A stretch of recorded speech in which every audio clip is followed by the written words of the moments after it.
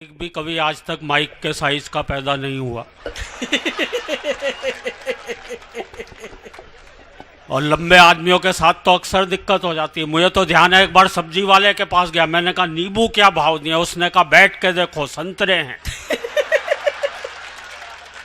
आप सभी को प्रणाम करता हूं, मंच पर उपस्थित अपने सभी कवि मित्रों को प्रणाम करता हूं, माँ सरस्वती को प्रणाम करता हूं और आप सबसे निवेदन करता हूं मेरे स्वागत में दोबारा जोरदार तालियां बजाएं।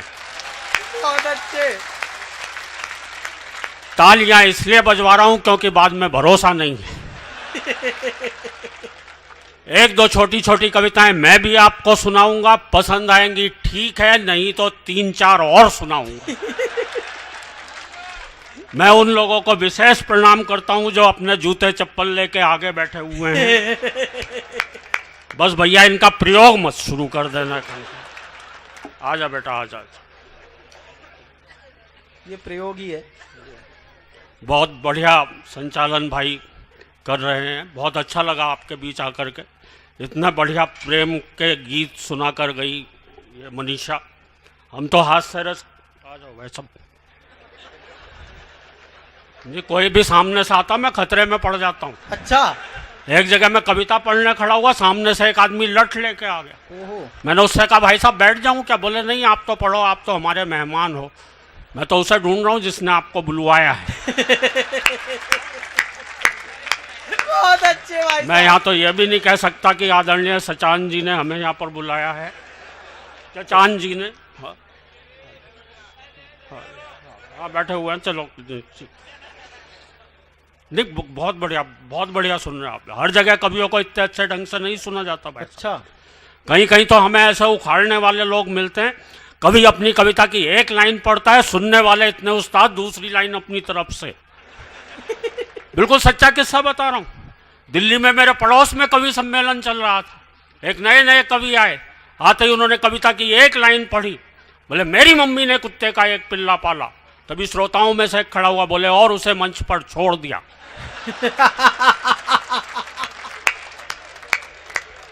ये तालियां बजाने वाली बात नहीं थी,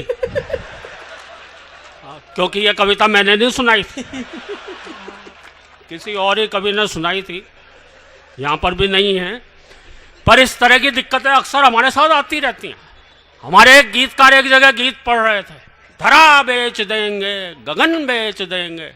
तभी एक खड़ा हो गया, बोले भैया ये बता दे फिर कहाँ रहेंगे? जब सारी चीजें बेच दोगे तो। अभी मैं पिछले दिनों जेल में गया। जेल में? हाँ जेल में, वहाँ कवि सम्मेलन था। अच्छा। और एक बहुत बारीक बात आप तक पहुँचा रहा हूँ, आप तक पहुँचे तो आपकी तालियां उठनी चाहिए। जेलर महोदय ने कवि सम्मेलन करवाया था और ये सोच के करवाया था कि शायद कैदियों की सजा में थोड़ी बहुत कमी रह गई है।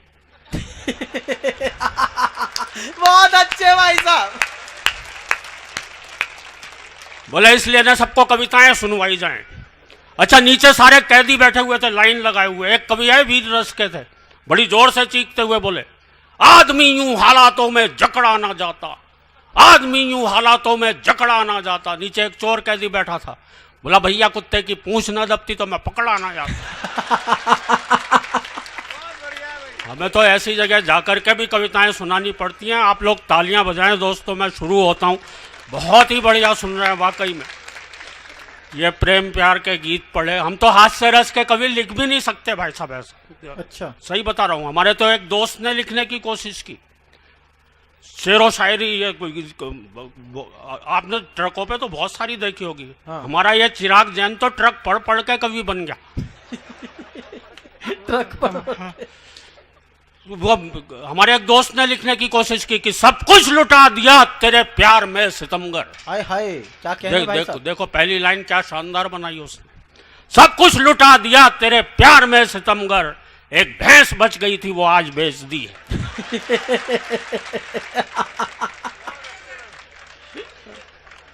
एक और दोस्त ने लिखने की कोशिश की, सीप जैसी खूबसूरत हैं तुम्हारी आंखें। हाय हाय। देखो क्या शानदार लाइन है। सीप जैसी खूबसूरत हैं तुम्हारी आंखें, जी करता है फोड़ के मोती निकाल लो। हमारे तो हाथ से रस के कभी, अभी मैं आ रहा था मेरे आगे आगे एक मेटाडोर जा रही थी। ये शेर व शायरी रेडीमेड मिलती भाई साहब। जो शेर लिखा हुआ था मैं पढ़ के बहुत देर तक हंसा। शायद ड्राइवर ने अपनी भावनाओं को व्यक्त कर रखा था। उस शेर में लिखा हुआ था, हम भी प्यार करते थे, चांदनी से दिल लगाने लगे, अपनी किस्मत ही खराब थी, मेटाडोर चलाने लगे। बहुत अच्छे। दिल्ली में एक ऑटो के पीछे शेर देख लिया, वो भी बड़ा प्यारा शेर था। लिखा हुआ था, दिल के अरमां आंसुओं में बह गए, दिल के अरमां आंसुओं में बह गए, वो मुस्कुरा कर चल दिए, हम गियर बदलते रहे। हंसी की बात है, चारों तरफ बिखरी पड़ी। तो वाकई ये तो अभी बुलाते हुए मेरे से ज्यादा परिचय तो मेरे सिर का दिया। हाँ, बता रहा था कि जिनके सर पे पत्नी हाथ फेरती है बाल ऐसे हो जाते हैं। कुछ लोग मेरे जैसे बैठे हुए हैं, मैं उनका दर्द समझ रहा हूँ दोस्त। आप चिंता मत करो, आप सबकी तरफ से जवाब है मेरे पास। हाँ। दोस्तों, मुझे इस भाई चिराग जैन से बहुत सहानुभूति है। अच्छा। कि इसके सर पे कभी इसकी पत्नी ने हाथ नहीं फेरा। मैं तो इससे कहना चाहता हूं, भैया चिराग, कभी कभी सिर पे पत्नी से भी हाथ फिरवा लिया करो, वरना कुछ दिनों में भालू हो जाओगे। भालू के रूप में यह संचालक करता हुआ कैसा दिखाई देगा। दरअसल क्या है, ये बालों वाले कवि भाई साहब हम गंजे लोगों से चिढ़ते हैं। अच्छा। हाँ, जलते हैं। अच्छा। इनसे हमारे सुख नहीं देखे जाते। सुख? गंजे व्यक्ति को क्या क्या सुविधाएं प्राप्त होती हैं। देखो, बारिश की पहली बूंद कब गिरी, ये मौसम विभाग से भी पहले हम लोगों को पता चलता है। एक दिक्कत होती, सुबह सुबह उठते तो ये पता नहीं चलता मुंह कहां तक धोए। एक बार तालियां बजा दे दोस्तों, मैं शुरू होता हूं। वाकई में बहुत बहुत बहुत बधाई देता हूं, इतना बढ़िया सुन रहे हैं आप लोग। एक दो कविताओं से शुरुआत करता हूं। और हम जी, अभी तो यहाँ मैं आया यहाँ पे, तब वो एमएलए साहब भाषण दे रहे थे, बहुत अच्छा भाषण दिया उन्होंने। मैं एक भाषण उनको भी सुनाना चाहता। नहीं, मच्छर चला गया और कुछ नहीं हुआ। पानी पी लो, अंदर चला जाए। मैं बता रहा हूँ, कोई नेता भाषण देते देते इतना परफेक्ट हो जाता भाई साहब, वो किसी भी विषय पर बोल सकता है। आपको भी आनंद आएगा एमएलए साहब इस भाषण में। 1 मिनट का एक ऐसा भाषण सुनाना चाहता हूँ। हुआ क्या कि मेरे मोहल्ले में एक वाटर टैंक बना, उसका उद्घाटन करने जो नेताजी आए, उन्होंने क्या मजेदार भाषण दिया। बोले, भाइयों, ये जो आप वाटर टैंक देख रहे हैं, इसमें वाटर भरा जाएगा। टैंक तो हमारी फौज में भी होते हैं, पर उसमें वाटर नहीं भरा जाता। वाटर यानी पानी। अच्छा। जैसे नई बात बता रहे हो। पानी 2 प्रकार का होता है, एक साफ पानी, एक गंदा पानी। गंदे पानी में कमल खिलता है। कमल का एक फूल होता है, फूल तो गुलाब का भी होता है। गुलाब के फूल से गुलकंद बनता है। गुलकंद पेट साफ करता है। वाटर टैंक से पेट साफ करने तक आ गए। पेट तो खरबूजा भी साफ करता है। खरबूजा खरबूजे को देखकर रंग बदलता है। रंग सबसे बढ़िया जर्मनी के होते हैं। जर्मनी वो जहां हिटलर हुआ था। ओहो। हिटलर वो जिसने वार की थी। वार 8 प्रकार के होते हैं, सोमवार, मंगलवार, बुध। बहुत अच्छे। वार 8 प्रकार के होते हैं, सोमवार, मंगलवार, बुधवार, बृहस्पतिवार, शुक्रवार, शनिवार, रविवार और वर्ल्डवार। वर्ल्ड यानी दुनिया। दुनिया गोल होती है। गोल तो रसगुल्ला भी होता है। रसगुल्ला खाने से प्यास लगती है। प्यास को पानी बुझाता है। पानी को अंग्रेजी में वाटर कहते हैं, और उसी के लिए वाटर टैंक बनाया गया। बहुत अच्छे। पता नहीं कहाँ से शुरू करके कहाँ खत्म करें। आप लोग बड़े मन से बैठे हुए हैं। सीधे सीधे एक कविता आपको सुनाना चाहता हूँ। मेरे भीड़ में तरह तरह की स्थितियाँ होती हैं। मैंने भीड़ में से बहुत हास्य निकालने की कोशिश की है। मुझे ध्यान है, एक कवि सम्मेलन में गया, इतनी भीड़ थी। एक आदमी ने पान खा रखा था। अपने बगल वाले से बोला यार मुंह में पान की पीक है, कहाँ थूकूं? बगल वाला बोला किसी की जेब में थूक दे। उसने कहा नहीं यार उसे पता चल जाएगा। बगल वाला बोला जब मैंने तेरी जेब में थूका था तो तुझे पता चला था क्या? तरह तरह से हाथ से निकल के आता है। अच्छा दिल्ली है, बम्बई है, कलकत्ता है, ये तो इतने बड़े बड़े महानगर हो चुके हैं, वहाँ पर इतनी भीड़ हो चुकी है, इतनी आबादी बढ़ चुकी है। भाई साहब मुझे तो ध्यान आ रहा है, एक बार एक गांव का कुत्ता पहली बार बम्बई गया, तो बम्बई वाला कुत्ता उसे स्टेशन पर रिसीव करने आया। अच्छा। हाँ आते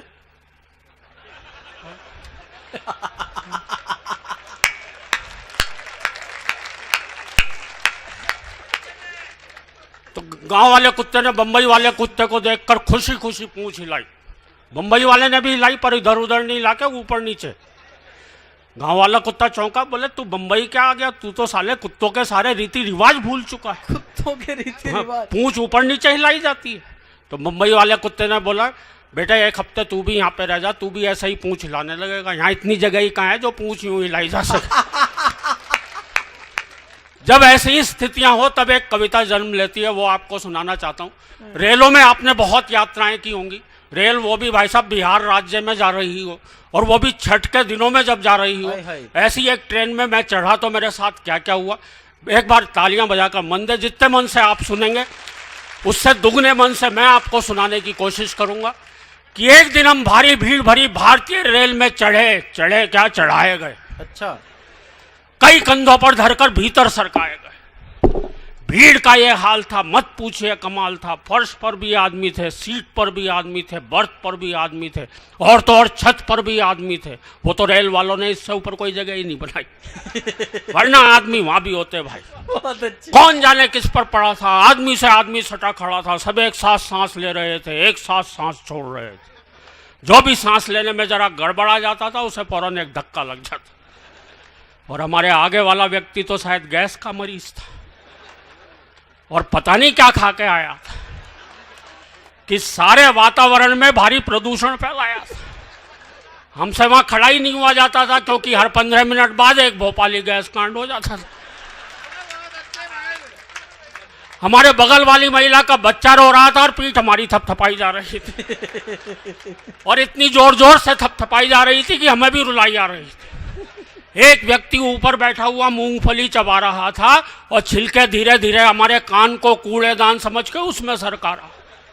मूंगफली तक तो मैं चुप था भाई, पर जैसे ही उसने सिगरेट सुलगाई मैंने अपना सर वहां से फौरन हटा लिया। भाई कहीं एक्स्ट्रा समझ के ही ना बुझा दे। तालियां बजाओ तो मन से बजाओ दोस्त। बहुत अच्छे। हमारे पीछे वाले व्यक्ति ने शायद न्यूटन का गुरुत्वाकर्षण का सिद्धांत ही नहीं पढ़ा था, इसलिए अपना पूरा का पूरा संदूक अपने सिर पर ही लिए खड़ा। हमारे बगल वाले दूसरे व्यक्ति ने शायद न्यूटन को कुछ ज्यादा पढ़ रखा था, इसलिए आधा संदूक हमारे कंधे पर रखा। रेल में भीड़ इस कदर थी भाई कि हाथ को मुंह तक भी नहीं देता था दिखाई। मुझे तो तब बड़ी हंसी आई जब एक व्यक्ति ने अपनी बीड़ी मेरे मुंह में लगाई। पहले कश का धुआं मैंने उड़ाया, दूसरे कश का धुआं किसी और ने उड़ाया। उस व्यक्ति का जलता रहा बहुत जी, क्योंकि उसकी सारी की सारी बीड़ी औरों ने ही पी। एक भद्र महिला ने तो हद ही कर दी जब उसने अपने बच्चे की दूध की बोतल ही मेरे मुंह में धर दी। एक व्यक्ति अब सामान रखने की जगह पर ही सो रहा था, राम जाने कैसे सपनों में खो रहा था।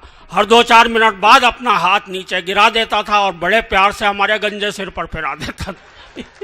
एक व्यक्ति लेटी बैठी खड़ी आड़ी तिरछी पड़ी समस्त मानवीय बाधाओं को।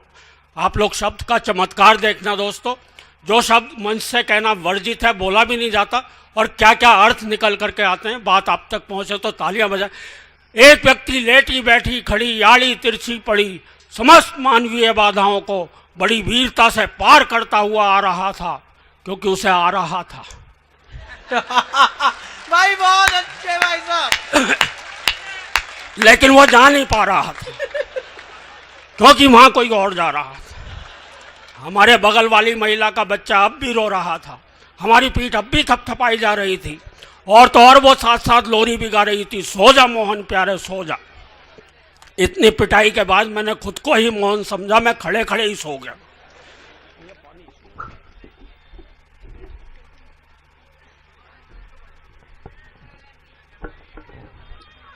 कुछ नहीं, वो मच्छर गले में अटका हुआ था, वो अंदर गया। बहुत कोशिश की उन्होंने मच्छर की प्राण रक्षा करने की।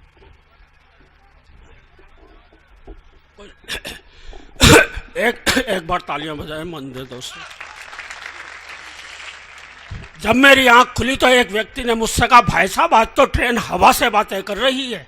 मैंने कहा क्यों मजाक करते हो भाई, ट्रेन तो बड़ी धीरे धीरे चल रही है। वह बोला, जा हवा भी तो बिल्कुल नहीं चल रही है। एक जगह ट्रेन ने 4 घंटे का समय गुजार डाला तो एक नए नए दूल्हे से बर्दाश्त नहीं हुआ वो गड़बड़ घोटाला। आप लोग दृश्य का आनंद लेना। फौरन जाकर ड्राइवर से बोला, भाई साहब अगर आप गाड़ी इसी तरह से चलाते जाएंगे तो हम तो मारे जाएंगे। हम तो अपने स्टेशन पर अपनी दुल्हन और शायद एक आध बच्चे समेत ही उतर पाएंगे। एक व्यक्ति बोला, भाई साहब मेरे मामा के फूफा जी ने मुझे कल ही एक कंपनी में नौकरी दिलवाई है, वो परसों मुझे आगरे में ज्वाइन करवाएंगे। दूल्हा बीच में ही चिढ़कर बोला, वहाँ तो आप रिटायरमेंट के टाइम ही पहुँच पाएंगे। बहुत अच्छे। और उस ट्रेन के लेट होने की बात आपको क्या क्या बतलाएं, क्या क्या समझाएं। हम ऐसी ही एक ट्रेन से उतरकर सीधे यहाँ आए हुए हैं और आप विश्वास मानिए हम पिछले साल वाले कार्यक्रम के बुलवाए हुए हैं। बहुत अच्छे भाई कविता समाप्त हो गई, तालियां बजा दीजिए। बहुत बहुत धन्यवाद।